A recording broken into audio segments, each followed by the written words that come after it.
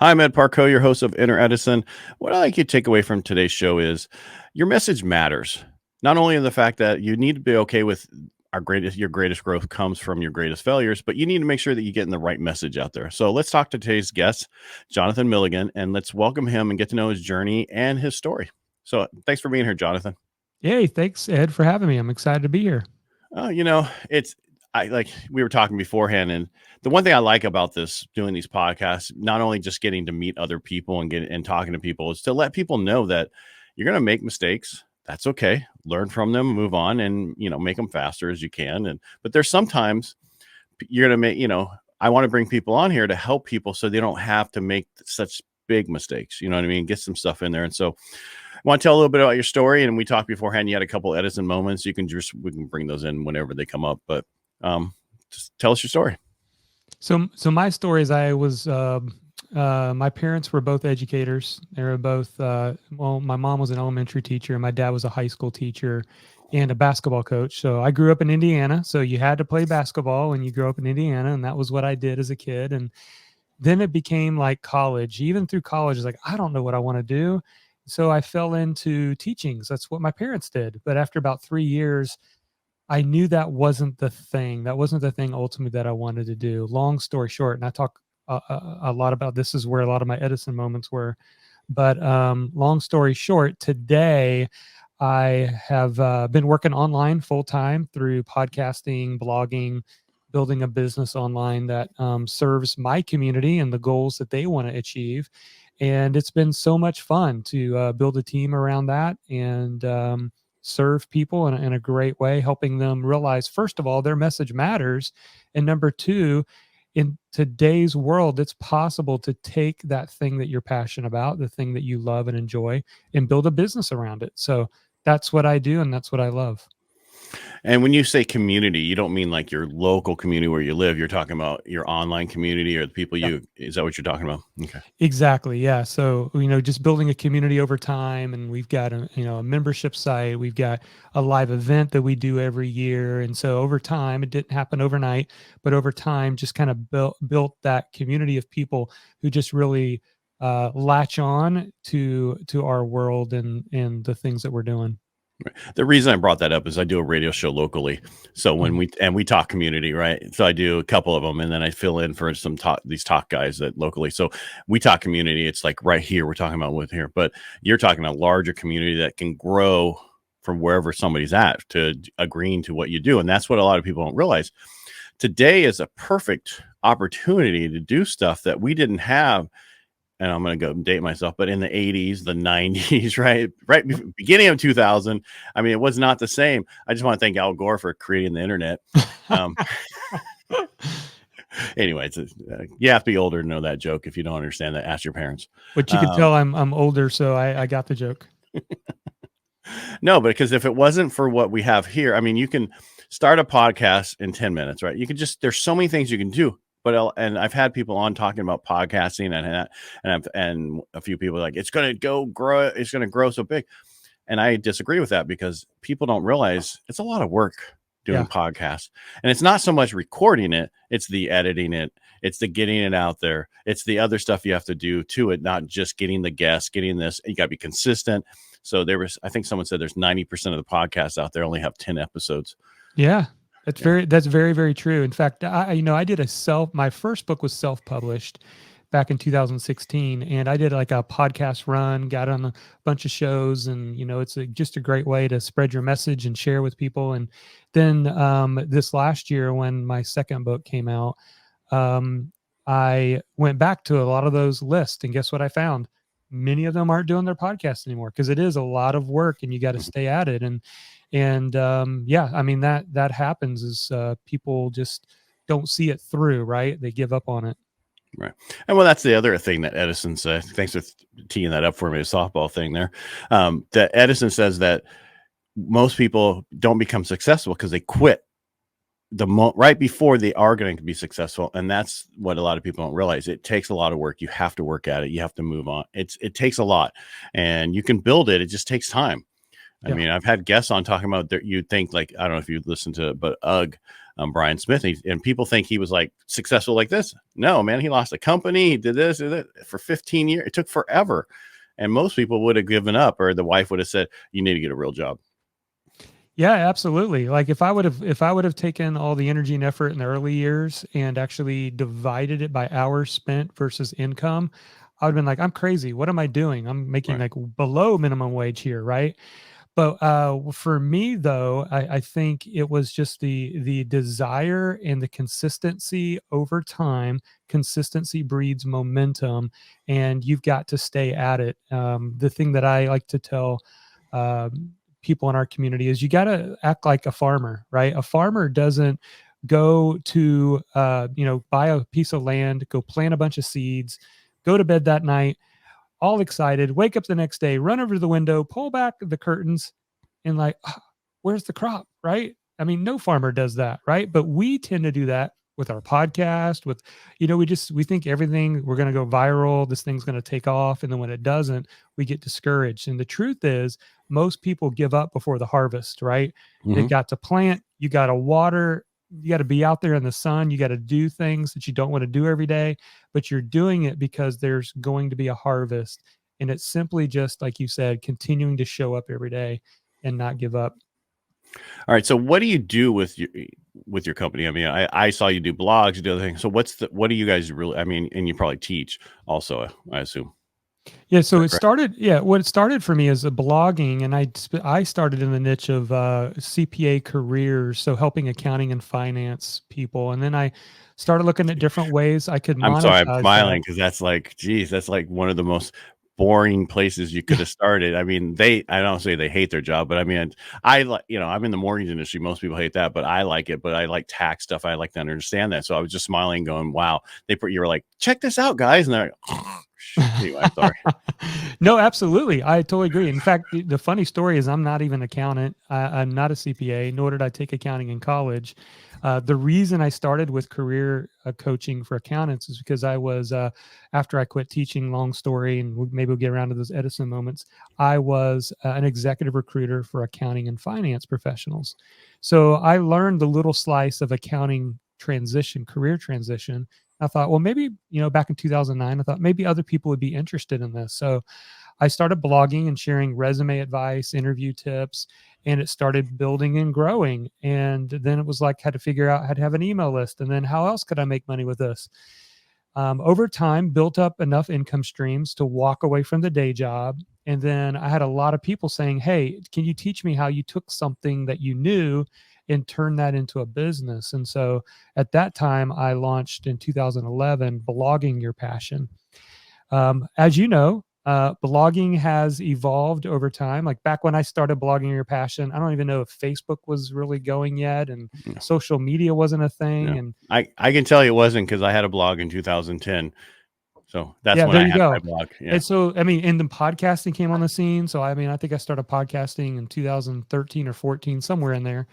And so like all this evolved. And so the last year we kind of rebranded into Market Your Message. So your message is never going away, right? That's always going to be around, and marketing is always going to be around. So today, to answer your question, primarily what we do is we have a coaching program that I have a team of coaches that help me, that we help writers, speakers, teachers, coaches, think people with a message. We help them build a full-time business around the thing that they know well, the thing that they love. That's our primary thing. And then the secondary thing that I've done for about 6 years is I have a membership site. So it's like a $45 a month membership site that we've got lots of members in. And so serving those two groups is what we do. Yeah, a lot of people like to be where you're at. This happened overnight, I assume. Oh, not at all. I'm just, of course. Yeah, not at all. But I mean, but this goes back to it takes time to build this stuff, and we were talking before the show, I was at an event last week, and they had the YouTube guy there, right? He's like 24 years old. He's been doing it for 12 years, right? He was only 12 when he started. I Oh, mean, it's like, his whole life, crazy. half his life, he's been doing YouTube. He's the guru of it because he's been doing it for 12 years. Yes. When other people had no idea how to do it, he was doing it as a kid, doing this, this, and this. And that's that thing about working on something for a period of time and you're good at it. And that's where you come in to help them take what they've learned and turn that knowledge into help them to monetize it so that they can make money from it and move forward. So how do you do something like that? If I had an idea that, all right, so now I've been in sales for 22 years in the mortgage industry, I've been teaching, and now I want to teach the sales part of how to do sales. How would you do something like that? Is that something you would do? Yeah, absolutely. So it's a great example. So we've got like 6 levels in our program, and we are clear when people get in there, like this isn't going to happen in 5 months. We've got people that have been in the program 2 or 3 years, and they're really starting to get some momentum. Some people can go faster. It just depends on their availability to work on the business. Some people, it's just a side hustle, right? But essentially, without going too far into taking too long to go into the different levels, a great We have place. time. We have time. Okay. Do whatever you want. So level 1 is discovering your message. I think that's very, very important. And what you do with the discover your message level is I teach that in order to ignite your message, you got to have 3 things: people, purpose, and passion. So the people is obvious. You need to choose a specific group. So in your case, you were talking about like sales professionals. Maybe there's even a sub niche inside of that. But so that's the people I want to help. Purpose, the way that I like to define it, is it's how you show up best for others. Because we all have certain natural abilities, personalities. My personality is a very laid back teacher type personality. So I'm not the Gary Vee. I'm not the person who's going to be charismatic and the shock factor, but I lean into that, and I lean into that by creating courses that people can follow and making it easy for them. So what is your purpose? I believe is to show up best, how you show up best for others and serve those people because you're unique. You're a unique person. And then finally, passion. The way that I like to define passion is what problem that those people have are you passionate about solving for the next 2 to 5 years? Just start there, right? Let's get very specific about a specific thing that they need help solving. Once you figure out that, you move to level 2, which is simple. It's simple in an explanation, which is launching your platform, right? You need to have some kind of visual representation online in a platform. By platform, I like to have obviously a website. I am a fan of blog, although blogging has changed over the years. And as you know, from starting one back in 2010. Yeah, just so you know, I turned that into a radio show. Oh, there you go. Yeah. So the name of my blog was Real Estate Jerky. We give you something to chew on. That is Nice. my radio show that I do weekly here locally. So, Okay. and that's about me. Sorry about that. But no, I did it. And I just got to a point where I just didn't, blogging is an important part of everything you do. But for me, I still can't do the blogging. I prefer to do this kind of stuff.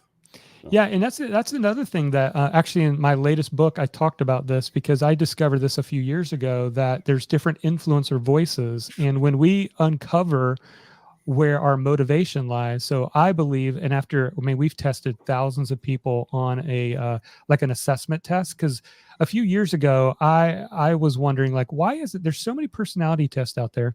Why isn't there one for us who want to be podcasters, writers, speakers, teachers, to help me identify? And so we actually started creating one. And, over the years, we've gotten it really dialed in. But essentially what it does is it tells you, are you more of a writer, speaker, teacher, or coach? And depending on what you are, is a good outlet. So if you're more of a writer, blogging is a good place for your creative outlet.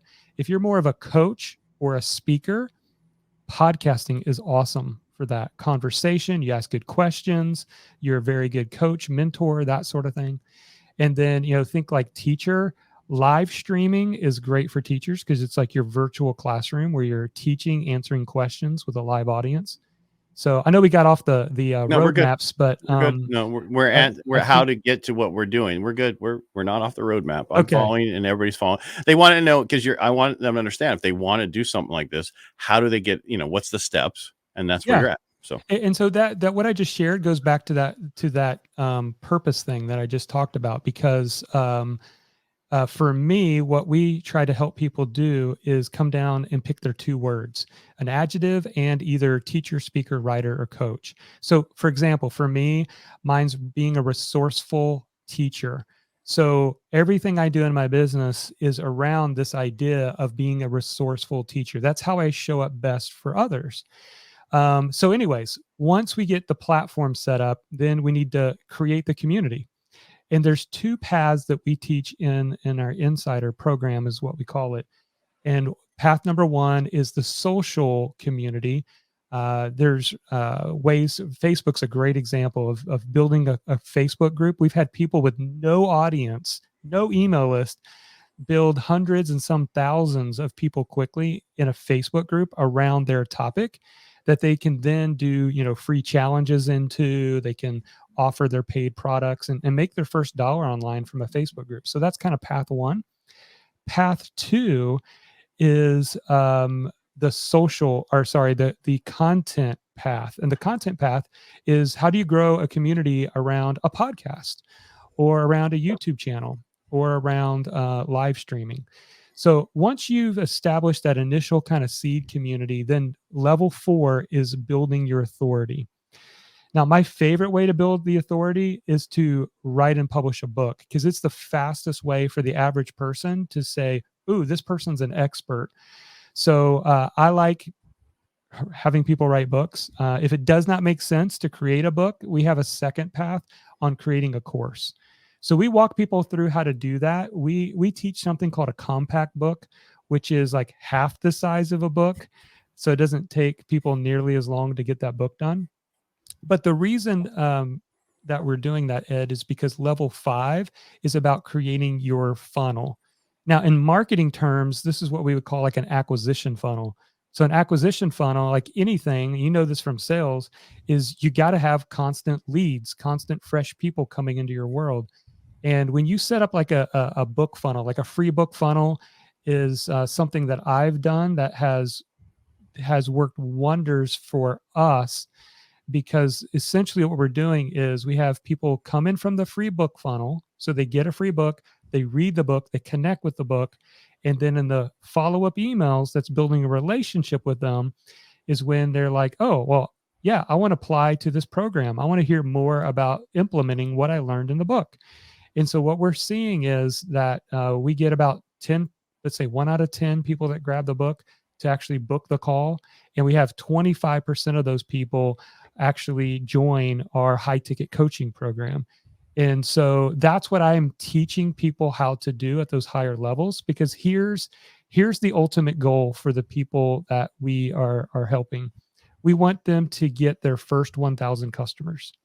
If they can get 1,000 customers, if you know that famous blog post back in 2007 called 1,000 True Fans, if you can get 1,000 customers, you can convert that into at least a 6-figure business, because you need 1,000 people to spend $100 a year with you to hit that 6 figures.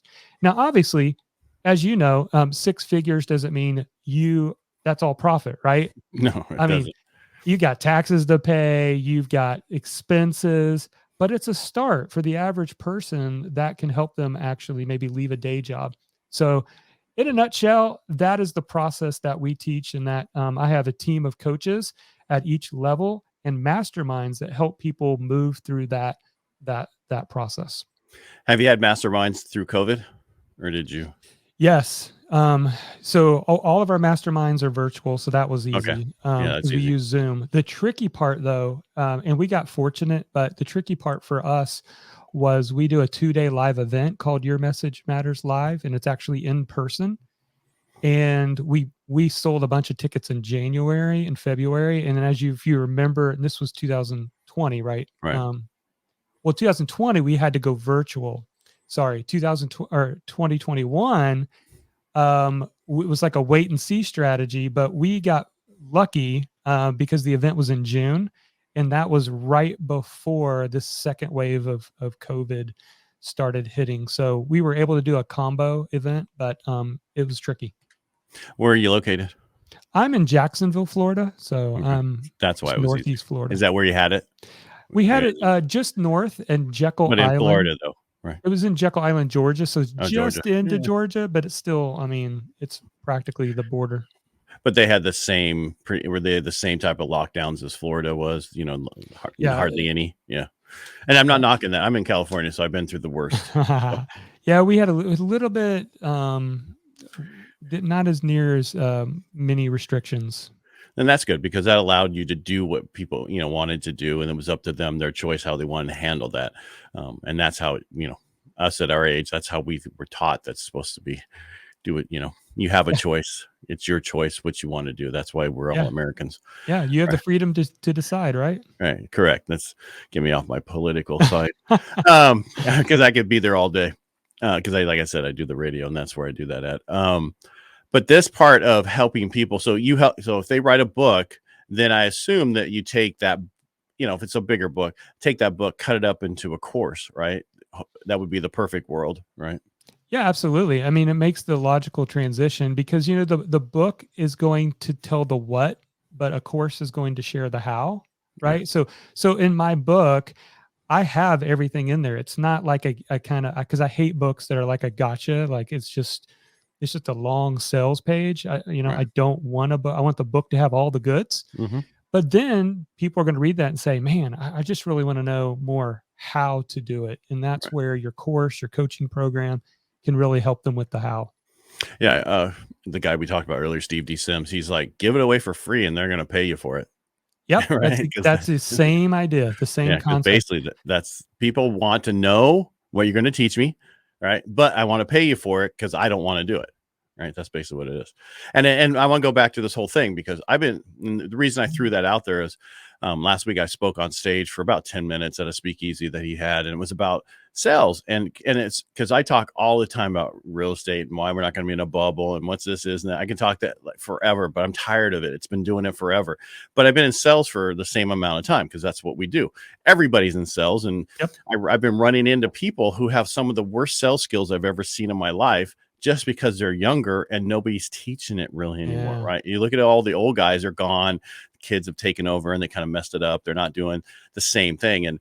And I just saw this huge thing. So I spoke about what I was about sales and stuff. And, it wasn't my perfect speech because it had been like 15 years since I've been on stage, because I used to be on stage here doing stuff for helping during that pandemic we had, not pandemic, but the Great Recession, helping people. I was on stage explaining stuff. And so it was something I was used to, and I do radio all the time. That's no big deal, right? Or these things. But it was just funny how I was like, okay, now I can take what I did there, turn that into kind of a longer speech, into a book, into a series. And it's what I'm saying this is, listeners, you need to understand that you have knowledge about stuff that other people want to know, or you learned it a long time ago. And it's still totally relevant today. I mean, I was at Traffic and Conversion. I'm not meaning to drop names or whatever. I was there and they're like, old is new. And I'm like, no, old isn't new. Old is the way it's always been. Everything else is and I'm a David. So when we talk about internet, when internet came out, everybody's like, oh, it's going to change everything. It's going to change everything to a certain point. I was selling by the phone. I still sold by the phone. I just offered it, you can get more information. That's where we are today. We just have so much information out there. There's not a reason that you can't do something you want to do or find out information, but you have to then find a different source who is the most knowledgeable of that source to make sure what you're hearing is correct. You understand what I'm getting at here? Absolutely. Okay. Am I speaking to the choir? You are speaking to the choir. And that's the thing, is we don't realize or understand how much value we have. I used to, when I first discovered this was back when I was doing the executive recruiting, because here's a classic example. So in Jacksonville, I helped accountants, CPAs find better jobs. And I can't tell you how many times where, during that time, I got to know all the companies in the area. I knew all the companies, the ones that were headquartered there. It just kind of became secondhand. And so I would rattle off companies to my job prospects that I was trying to help. They're like, never heard of that company. No, don't know them. I'm like, how do you not know these? And that's when I realized, wait a minute, like I've got valuable information that they don't know. There are literally great companies and great opportunities that they don't have a clue about. That means I have value to give to them. And I think we all have that kind of specialized knowledge, whether we realize it or not, that is super valuable to people. And what people have to realize, the people out there selling their knowledge, they were you once. Yeah. Right. They didn't realize, and someone said, hey, you could sell that. What? I can make money off of that and not have to work for somebody 9 to 5. Right. No, now you go work for somebody yourself 24 hours a day. I'm just kidding. No, but it takes a while to build it. And then it gets to a point where you're there and you're like, wow, I'm here. Right. And it's taken a long time for me to master my craft when I'm talking to people. But I remember, and I'll get off of me in a second, but I was sitting next to my business partner when I was in San Diego, and I sold by the phone. He's like, dude, every time you pick up that phone, you say the same thing over and over. And I go, yeah, you have to. You want to make sure you hit every point so that way people understand. You get to the end, they're like, yeah, okay, let's do it. Right. And that's how it was and should be. And today people have no idea. And what you do will help people understand that, to get that knowledge out there for people to understand other things. Because there are some guys out there right now in my side, when I'm talking about sales, spouting stuff that I don't agree with. Right. And we won't mention names, but I feel that, it's the old way is the way it is, and certain things about it. We persuade people. We do not manipulate them. We do not coerce them. We persuade people to do what they want to do in the first place. And that's what real sales is. Right. Yep. It's influence. Yep. Yeah. And that's not a bad thing. So if somebody wanted to get started with you, what's the best way for them to find you? The best way, honestly, is the book. So it's easy. It's simple. You can kind of see, is this resonating with you? It's Your Message Matters. So is it on Amazon? It's on Amazon. It's in bookstores. It was traditionally published. You can pick it up anywhere, or you can go to yourmessagemattersbook.com as well, get a free copy. Obviously, pay shipping and handling, but we'll get you a free copy. So there's that. So you can pick it up anywhere. Okay. So, because I just want to make sure we hit that for people to understand that how to get started. If this is something they want to do and get the knowledge, is to reach out to you and be able for you to be there. Anything else you want to add? Because you never did say your Edison moment. Well, my Edison moment, it's funny because talking about the book, it's the very first words in the book. It says, it was a quote from me, "I'm just ready to fail at something." And there's a whole story there, but the essence of the story is, after 3 years of teaching, I was married at the time, married at the time. I'm still married. So sorry, my wife listens to the podcast. I hope she does. And she can use it against you. Going on 25 years, 23, 25. Now, see, I just meant you were explaining you were married at the time. And I get that. And we got it. We weren't saying you're not. Yeah, we got you. It was just funny the way it came out, because I was like, I was married at the time, but now I'm not. No, not at all. I'm still married until this podcast airs. And then I'm just kidding. So at the time I wanted to do something entrepreneurial, but I didn't know what it was. And so I ended up getting a call center job at night to keep my days open, to be able to do whatever entrepreneurial thing I wanted to do. And Ed, you'll appreciate this, because, one of the things I wanted to do was around real estate. That's where I was thinking of starting first. I studied, I took courses, I listened to, back then, cassette tapes in the car. I did all of that stuff. But 9 months later, I had taken zero action. And I was just at this place of like, man, it's almost better if I go out and fail at something, because how I feel right now is miserable. And so then along the road, yes, I made mistakes, went through those times, but each time I learned something very valuable, and which allowed me to create the success. But I had to experience it first. We have this idea that if I just gain enough knowledge, then it'll help me not to fail. And that's not how it works. Like, you have to launch and then you learn. It's got to go in that order. Right. You have to make mistakes to get to where you want to go. Right. And then when I said, like, my speaking thing last week, I didn't do perfect. Right. It was not perfect, but it had been forever since. And my coach was like, "Oh, we should have done." I'm like, "No, you don't understand. That's exactly what I wanted to know and run through, because I can run through it all I want in my head, everything I want to do, but actually on stage, running through it and then making changes along the way, that's what you want to do." So you have to get out there, put yourself out there, make mistakes. Your first mistake was not acting on all the knowledge you had. Yeah, right. exactly. And that's what a lot of people, because people, they want to get all, just like you said, all this knowledge, and then I'll start. No, you need to go get a little bit of knowledge and then learn while you're doing the rest of it. Yeah, right. Exactly. So if you're thinking about doing something like this, you have some knowledge, reach out to him, get his book, reach out to him, get his information, talk to Jonathan and say, hey, and he'll help you. He'll tell you if he can help you or not. And do you still do the blogging, like where people can read blogs on your website and stuff like that? You still do that? Yeah, absolutely. In fact, is it on this kind of stuff, or is it on other stuff?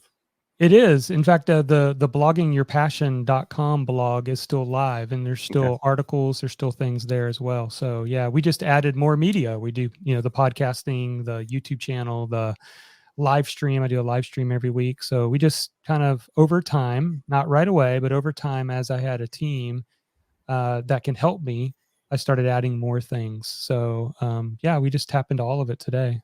Right. And one thing I'm going to last say, and then we can get out of here. But basically, when you start this, if you're going to start blogging, if you're going to start podcasting, you're going to start stuff, you have to understand it's going to take time. Yep. You're going to have to pay to help, or do it yourself. I knew a guy I had on the podcast a few months ago. He'd get up at 4:00 in the morning to edit his own stuff and then go to work. It just depends on what you want to do and what, you need but you need to be consistent. Your listeners or your followers or people want to see that post every week, the same time that you say you're going to post it. And you can't forget. Absolutely. A lot of people like, I started a podcast. Well, we haven't put anything out in the last 6 weeks. Well, then you don't have a podcast. All those people are no longer listening to you. They moved on. You need to be consistent and going through a program like this to help them get their message out there. If this is what they want to do, I'm glad that I came across you and I had you on the podcast. Yeah. I appreciate you having me. It's a great discussion and conversation. I think so too. And then again, Jonathan, thank you so much for being here today. And if you like what we're doing here, just follow us. And again, we'll be here next week. Thanks again, Jonathan.